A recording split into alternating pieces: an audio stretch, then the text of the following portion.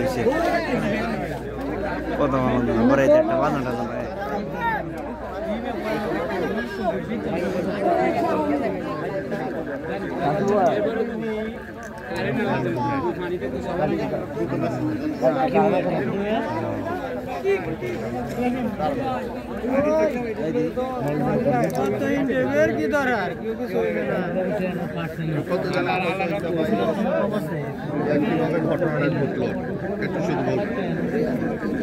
ভাই কেউ কথা বললেন না পিছ থেকে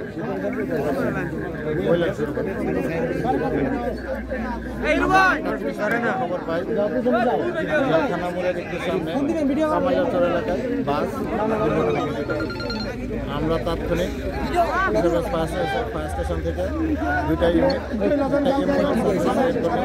কথা বললো না আসার পরে দেখি এখানে বিদ্যুতের লাইন এবং বাসটা নিচে খাদে পড়ে আছে। আমরা বিদ্যুতের লাইনটা বন্ধ করে একজন ভিকটিম আটকা ছিলেন, আমরা ওকে জুনায়েদ নামে একজন ভিকটিম আটকা ছিল, ওদেরকে উদ্ধার করে হসপিটালে পাঠাই এবং পাশে দুজন যাত্রী ছিল, আরও দুজন ছিল একটু একটু আহত, আমরা তাদেরকে সদর হসপিটালে প্রেরণ করি।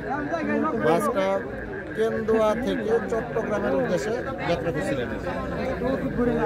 অন্য কোনো বাসের সাথে আর অন্য কোনো গাড়ির সাথে সমস্যা হলে সম্ভবত বাসটা নিয়ন্ত্রণ হারে নিচে খাতে পারে।